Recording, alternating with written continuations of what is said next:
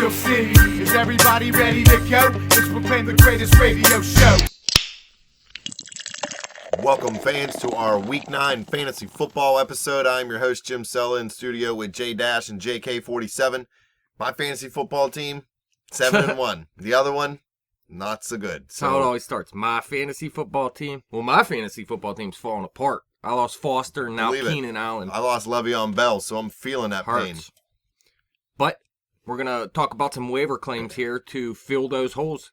Let's start with quarterback here. One guy I'm sure a lot of people know that to go add him, he's still available in 60% of the leagues, which is pretty surprising, is Derek Carr. Now, he is inconsistent. This is only his second year, so he's a young guy. But over the past 2 games, 622 yards, 7 touchdowns, no interceptions. And what he did against the Jets last week, of all teams, one of the best secondaries in football, is pretty impressive. 333 yards and 4 touchdowns. He has 15 touchdowns and 3 picks on the season. And he goes up against Pittsburgh this week, who can be beaten by the pass. So Derek Carr, I think he's pretty much a must-add at this point if you're looking for a quarterback. I'm not hating on your opinion. I'm hating on Derek Carr when I say this. Right. Block ad, dude. Brian Hoyer.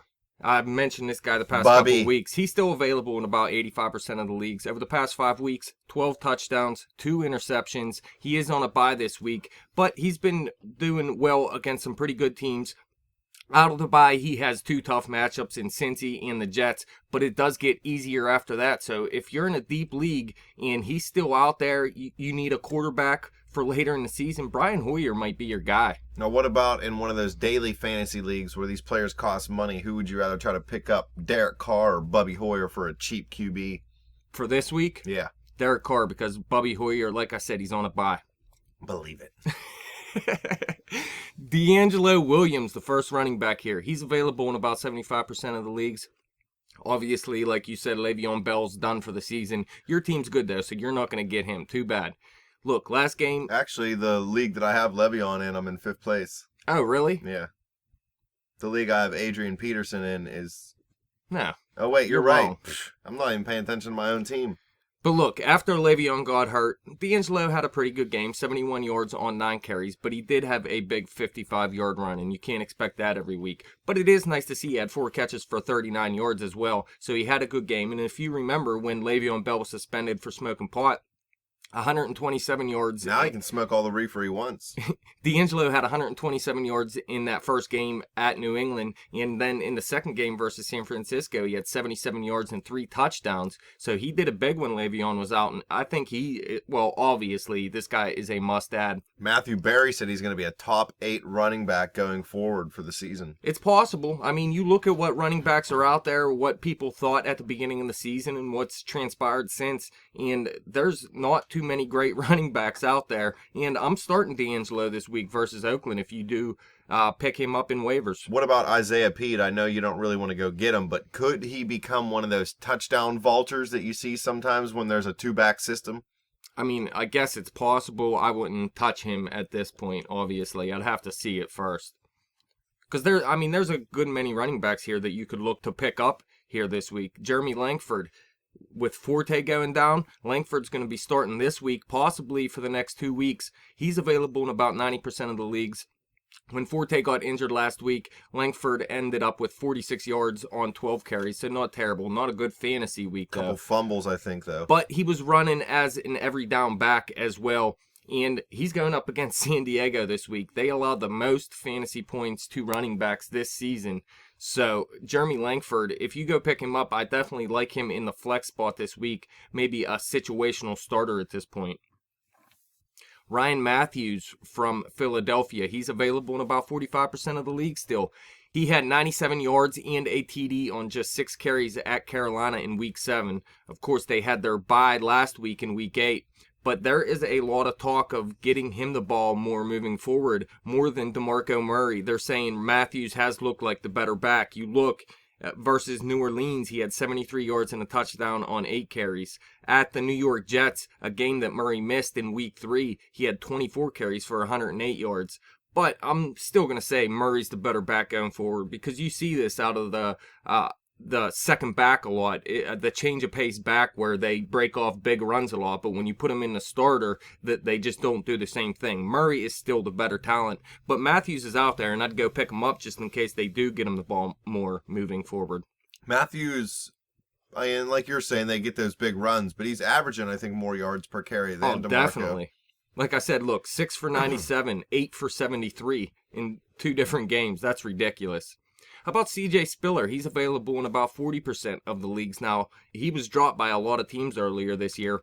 And Kyrie Robinson just got injured for the season in this past game. So now it's Ingram and Spiller out there. And Spiller has double-digit fantasy performances each of the past 2 weeks in PPR, and he's being used more and more in the passing game. He scored a TD last week versus the Giants, game where Drew Brees threw 7 touchdowns. But CJ Spiller, he's getting more and more work going forward, so I still like him, even though I did drop him earlier, and he's still available in my league. I might have to go try to pick him back up. Speaking of the Saints, a former Saints running back signed with the 49ers today. Pierre Thomas. What do you think about that? I think they needed to do it. Carlos Hyde's injured right now. They have that Kendall Gaskins out there right now who looks like he's going to get the majority of carries this week, but they had to bring in Pierre Thomas because Reggie Bush also went down for the season, as we know. So they're hurting in their backfield right now. They had to bring someone in. Reggie, he's going to bury his face in some girl's bush. One other running back here. I haven't mentioned this guy in a while because I thought by now he should have been added in more leagues. Duke Johnson Jr. from Cleveland. He's still available in about half the leagues. He's been a solid fantasy contributor over the past 5 weeks, and he's really the only back that should be owned in Cleveland right now. And he's the back that's used in the passing game while he's getting more work on the ground as well. And I just read there's talk of getting him more involved moving forward. I think they want this guy to be their main back by season's end because he looks like, along with Gary Barnidge and Travis Benjamin out there, one of their biggest playmakers. Johnny Manziel starting this week against Cincinnati. You think Johnson gets more looks? Last time Manziel started, I think he only threw the ball like 14 or 15 times. Yeah, I mean, it's possible Touches are gonna that go he to gets somebody. more work on the ground, and Johnny Manziel, he may be checking down to his running back a lot in this game as well. So Duke Johnson, I've been playing him every week. I own him, and I've been playing him every week. I'm surprised he's still available in half the leagues. Slightly off topic real quick, though. Should I play Benjamin since Manziel's starting? They kind of have a thing. No.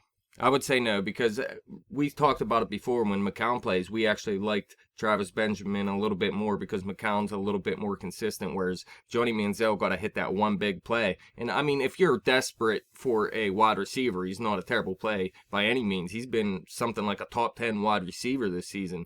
But with Johnny Manziel, it got to be that one big play. All right, let's move on to some wide receivers here. Tavon Austin, he's available in about 45% of the league still. He had at least 5 targets in all but one game this season. He has double-digit fantasy performances in PPR, 5 of 7 weeks this season, and each of the last 4 weeks, 4 touchdowns in the air in that span, and 1 rushing touchdown as well. And he also has at least 20 yards rushing in the past 4 games as well. So this looks like the biggest playmaker out of the wide receivers in St. Louis. Todd Gurley's obviously the guy that they got a feature out there, but this offense is starting to come around. I think they found their number 1 receiver out there, and it's Tavon Austin. He was actually my situational starter last week, and he blew it up. And I think it's about time people go out and add this guy because this is who Foles is looking at in the passing game. Every guy loves TNA. All right, how about Michael Floyd? He's still available in about 50% of the leagues. He scored a TD each of the past 3 weeks, double-digit fantasy performances for the past 5 weeks. Now, they are on a bye this week. That's Arizona I'm talking about. But Larry Fitzgerald, John Brown, and Michael Floyd can all get it done in that offense. That is a high-powered offense. And even though Chris Johnson's getting it done on the ground out there and they're not completely pass heavy, this is more of a pass-oriented offense. And I think Michael Floyd's going to remain consistent. You know, coming into the season, I was really high on Michael Floyd. I thought he was going to be their best receiver, but he had that injury to start the season. I think it's starting to come around now. Plus, Larry Fitzgerald blew up. Obviously, John Brown blew up. So it's been tough for Michael Floyd to get back in the mix. John Brown's gotten blown up, too, the last couple weeks, so he's hurting. Right. Michael Crabtree, available in about 40% of the league still. Now, Derek Carr got to play well for Michael Crabtree to play well, but Crabtree does have 8 or more targets in 6 of 7 games this season. 68 total targets over those 7 games as well. So he's being targeted a ton. And last week versus the Jets, like I was saying, one of the better secondaries. 7 catches, 102 yards, and a touchdown. Scored a TD each of the past 2 weeks. Now, like I said, he's always been inconsistent, even in San Francisco. He's a hit-or-miss guy. And I think Derek Carr may be the best quarterback he's had because it's been him and Colin Kaepernick. And Alex Smith. Alex Smith, he did have Alex Smith for a little bit. But Alex Smith, I mean, he may be a better quarterback than Derek Carr at this point, but in the passing game, in terms of fantasy, I think Derek Carr is the guy you'd take in that situation. And if Derek Carr can become more consistent moving forward, maybe Michael Crabtree can too, but I still think he's that inconsistent player. I'm going to call him MC Catch. How about Malcolm Floyd? Available in about 80% of the leagues. This was your sleeper last week. 4 catches, 92 yards, 2 touchdowns. Boom. This is a guy that's been inconsistent too. He has 4 double-digit fantasy performances in 8 weeks, but Keenan Allen is out now, and he's done for the season. They put him on IR.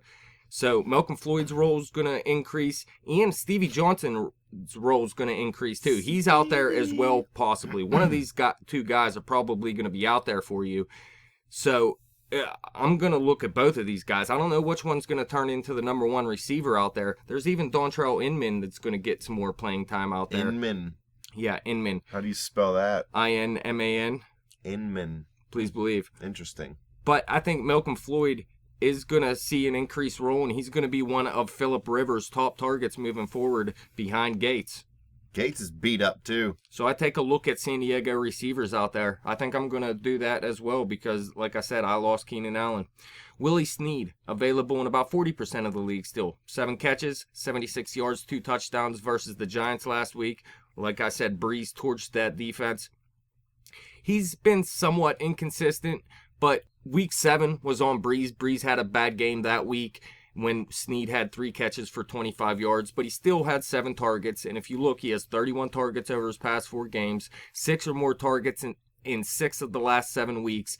He looked like he was going to be Breeze's favorite target at one point, but Cooks has improved since then. Watson has emerged since then. But Willie Snead, he's still heavily involved in this offense, and those are the 3 guys I want in this passing game. Snead, Cooks, and Ben Watson. His nickname's Gazoon-tight. Snead? Yep. Okay. He sneezes a lot in the huddle, I hear. Sneeds is... He's always sneezing. Kamar Aiken, available in about 80% of the leagues. Obviously, Steve Smith, done for the season with an ACL tear. Aiken's going to step in as the number 1 wide receiver out there in Baltimore. This guy, he's somewhat of a possession receiver. He's not Steve Smith. He's not going to have those blow-up games or anything. But, like I said, he's the number 1 receiver out there. And he played well when Smith was out, too. PPR will do this guy well if you're in a PPR league. Yeah, correct. Look, Smith was hurt in that Steelers game. Aiken had 5 catches for 77 yards and a touchdown in that game. The following week with Steve Smith out, he had 4 catches for 78 yards, which isn't terrible. He's had 4 double-digit fantasy performances in the past 5 weeks, too. So even when Steve Smith did play, he was putting up okay games. Now, he's like I said, he's not putting up 20-point games. It's more like 11 points, 13 points. But now he is a viable flex option moving forward just because of that number 1 role in Baltimore. Couple tight ends here. Ben Watson, available in about 50% of the league still. 47, you went and picked this guy up a couple weeks ago, and it's been a good move for you, obviously. 27 targets over the past 3 games, 3 double-digit fantasy performances over the past 4 weeks. In that span, he had 369 yards and 3 TDs. Ben Watson is probably... I don't know if he's the 2nd or 3rd target out there in New Orleans right now, behind Snead or above Snead. Cooks is still that guy. But Ben Watson should stay involved moving forward, and it's really time to look at him as a guy that you got to add in fantasy. B-Dub. Another tight end, Vernon Davis, available at about 65% of the leagues. I'm loving this. He just got traded to Denver, obviously. He should overtake Owen Daniels as the number 1 pass-catching tight end out there. Now, they still have Demaryius Thomas and Emmanuel Sanders out there who command a ton of targets. But Vernon Davis is going to be better than what Owen Daniels has done so far. He could end up being a low-end number 1. I'd suggest more of a high-end number 2, mid-range number 2, something like that. If he's out there and you need a tight end, I don't mind adding him. I'd look for Ben Watson first. But I wouldn't just throw Davis in the lineup immediately. I want to see it first because Davis is old and he's not that beast he used to be. Is there any chance with Denver struggling to find a slot receiver, with Lattimore not really stepping up the way they want, that they can still run Daniels, not all the time doing this, just sometimes, still run Daniels at the tight end position and run Davis out of that slot? Very Because well he's a could, big yeah. body, he can get a lot of catches, maybe not the big yards or whatever. He's not going to go deep downfield like he used to, but he still knows how to use that big frame and those long arms to catch passes, and he could catch a lot of passes, especially in the red zone for Denver. We'll have to see moving forward. That is definitely a possibility. Like I said, though, Vernon Davis, he's just not the same guy he used to be. Manning's not having the season he is used to having, obviously. Although Sanders and Demaryius Thomas are still getting it done out there. So we'll have to see, but I'm not too high on Davis. One more tight end, Jacob Tamme, available in about 90% of the leagues. Last week versus Tampa Bay, he had 10 catches on 12 targets, 103 yards, and a touchdown. He's had 33 targets over the past 4 games, and he's an inconsistent guy too. This isn't a guy that's going to blow up every week, but Roddy White's not doing anything out there. Leonard Hankerson's been hurt recently. All they have is Julio Jones out there. Jacob Tamme's going to be inconsistent, but like I said, I'm not going to say he's the number 1 tight end or anything, but as a number 2 tight end for your bench, if something happens to your number 1 tight end, this guy isn't too bad. And he has a good matchup this week, and we'll talk about him in sleepers. All right, let's move on to situational starters here. Who you going with, Jim? Come on, man. Who you think I'm going with? Heath Miller, 10 catches, 105 yards last week. Big Ben comes back. The Steelers lost, but Heath looked great again. He's blocking, he's running, he's catching. He doesn't drop many passes. Dude's getting lit up, still holds on to the ball. He's going to catch a pass over the middle in the end zone this week. Oakland, are they good against tight ends? It doesn't even matter. They let up the second most fantasy points. Boom, there it is. See, I didn't even need to know that, and I still wanted to play he was a Heath. deep sleeper last week because nobody was talking about him. Except for me. Except for you, huh? And now he's a situational starter, definitely, after that last performance. But if you go back and look, when Ben started a game and finished a game, Heath Miller has 3 double-digit fantasy performances in those 3 games, 26 targets in those 3 games. And again, Ben has to look better than he did this past week, or else the Steelers are in big trouble, and he will look better moving forward. Heath is the AFC's Jason Witten. I think Jason Witten's a little bit better. I think in time, like in history, 40 years from now, Jason Witten's going to be remembered more than Heath Miller will be. Jason Witten couldn't block anybody compared Heath to Miller's Heath Miller. definitely the better blocker, but that's not what's going to get you remembered. Heath. But Heath's targets, they are going to go down. He's not going to get 13 targets every week like he did last week. They're going to go down, but he should stay productive like he has when Big Ben has started and finished a game. 47, who you going with? C.J. Anderson. Blew up last week. That's because you cut him. Yeah, probably. This is a guy a lot of people thought was going to have a great season up in Denver. It kind of didn't work out that way, but, looked great last week. Great. It seemed... 14 carries, 101 yards, and a touchdown versus Green Bay. And Green Bay is one of the better defenses at... What are you doing over there? Green Bay is one of the better defenses at stopping the run. But go ahead. I think he's going to continue to improve. I think, he's going to have a big second half of the year. There was a lot of speculation he wasn't as healthy as what he'd like to have been. Yeah, and coming out of the bye, he said he feels more healthy than ever. Now, they do still have Ronnie Hillman out there, and they're going to split time between those two, though. So it's not like Anderson's going to become the feature back immediately or anything, but you could see he has improved. Even before the bye against Cleveland, who's terrible against the run, that's when I dropped him. He had 10 points against them, and I dropped him because I'm not happy with 10 points against the worst defense against the run. But it was a double-digit fantasy performance, and you see after the bye that he came out and blew it up in his 14 carries, and he looked better than Hillman, no doubt. I'm going to go with Brandon LaFell, wide receiver from New England. He's going up against Washington. They've led up the 15th most fantasy points to wide receivers this season. Now, if you look in the first 2 games, he didn't do much. Just 6 catches for 72 yards combined in those 2 games. That the first 2 games he returned from an injury. But he did get 15 targets in those 2 games. And that first matchup was against the New York Jets, who were shutting the outside receivers down, and they sort of game plan to throw to Amendola underneath in that game. this is the best matchup Brandon LaFell's seen so far. I think this is going to be his breakout game, and I'm definitely playing him in the flex if I have him. But he's still behind Gronk. He's still behind Edelman in targets, and possibly Dion Lewis sometimes as well. We'll have to see. Like, it depends on what the game flow is. Dion Lewis is going to blow up a lot. But Brandon LaFell, he is a good receiver. You've seen it last season. He can blow up. I think this is the game that he's going to have his first big game. Speaking of Dion Lewis, either accept or reject the trade already, 47. Good Lord, I proposed it like over a week ago. Yeah, he doesn't do anything with trades. Killing me, man. Just reject it if you don't want it. I completely forgot about it. Sleepers. Who you going with, Jim?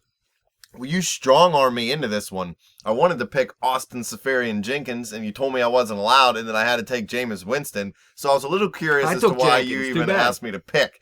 So I'm going to go with Jameis Winston going up against the Giants. He's not going to be Drew Brees and put up 7 touchdowns, but Brees proved last week, especially on the road, the Giants' defense is suspect. Jason Pierre-Paul may come in and play. I don't think he's going to make that big of an impact, especially right away. If I think Austin Seferian-Jenkins is going to play well, obvious Jameis has to play at least somewhat well. So I could see Winston putting up some points here.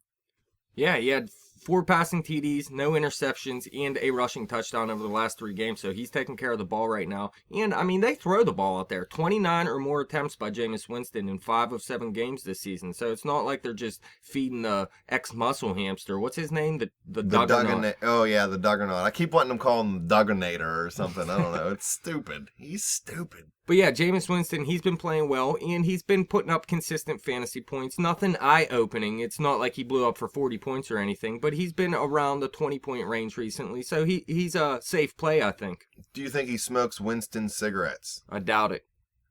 He smokes defenses, that's it. 47, who you going with? Stevie Johnson against Chicago. They've allowed the 7th most fantasy points to wide receivers this season. He's playing with a great quarterback. Keenan Allen just went down for the rest of the season. Yeah. He started off the season in a really big fashion. Yeah, 2 games, 11 catches, 127 yards, and 2 touchdowns. And then he had 2 mediocre games, and then he got hurt, actually, for missed a couple games. Just came back, played 2 games since. Now, in those 2 games, I think he has 6 catches for 70-some yards or something like that. But now that Keenan Allen went down, like you said, man, Stevie Johnson's going to be involved. I mean, he's going to be one of the top 2 wide receivers out there. Him and Malcolm Floyd are the go-to guys behind Gates now. We all know Rivers likes to huck it and chuck it everywhere. Please believe. 6 daughters. That dude's crazy. I'm going to go with Austin Seferian-Jenkins because I picked him before you. Too bad. That is not how it happened. That is how it happened. I picked them in my mind. I didn't write down my initials. Look, my initials aren't wrote down anywhere for these guys. And people don't even know what we're talking about here, so let's move on. Jenkins, he's going up against the Giants defense. Like you said, they're suspect. They got blown up against the New Orleans last week. Now, Tampa Bay is not going to do the same thing New Orleans did. But against the tight end, they're terrible. Allowed the most fantasy points to tight ends this season. He's missed the past 5 weeks with a shoulder injury. Almost returned last week. Should be good to go for this game. He's still available in about 65% of the leagues, too. So he's another tight end you can go look at, actually. So I like him because really it's Mike Evans out there, and now it's Austin Seferian-Jenkins as the number 2 target because Vincent Jackson is injured right now.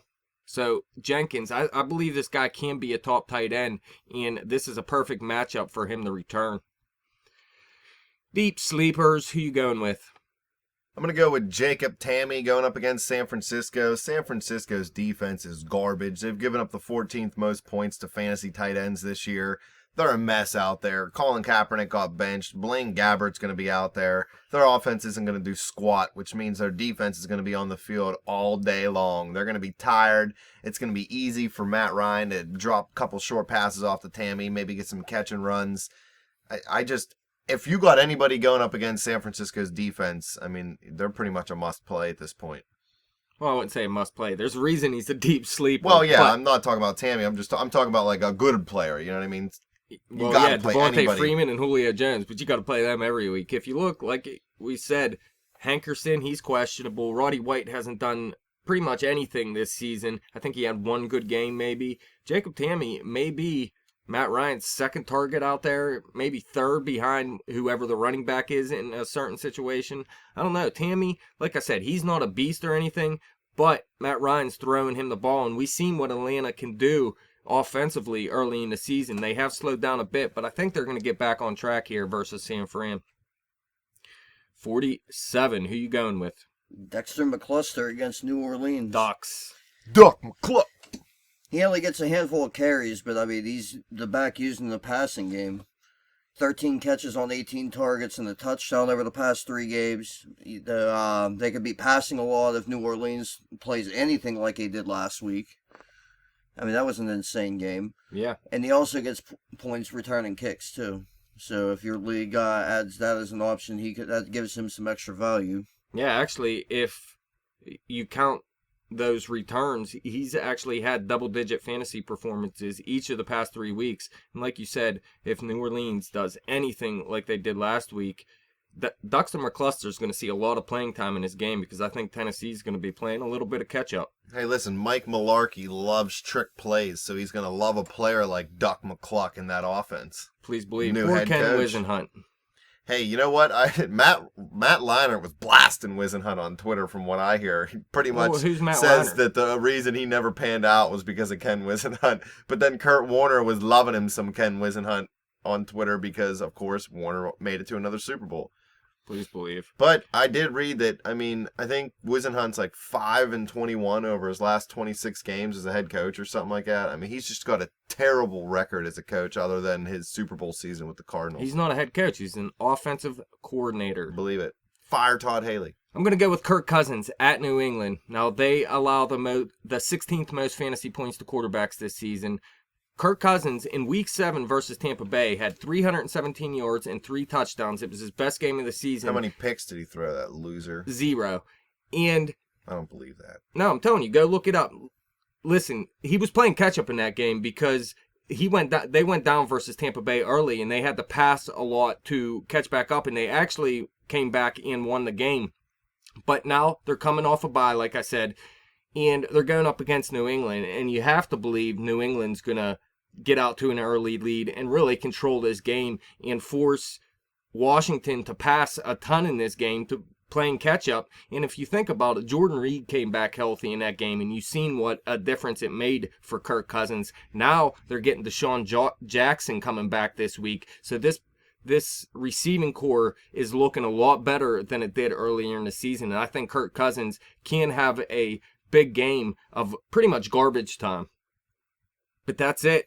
So go pick up any of these players if you're in a desperate situation at running back, quarterback, wide receiver, tight end. We went over it all here. Looking for love? Come to the spread. Get all your fantasy knowledge.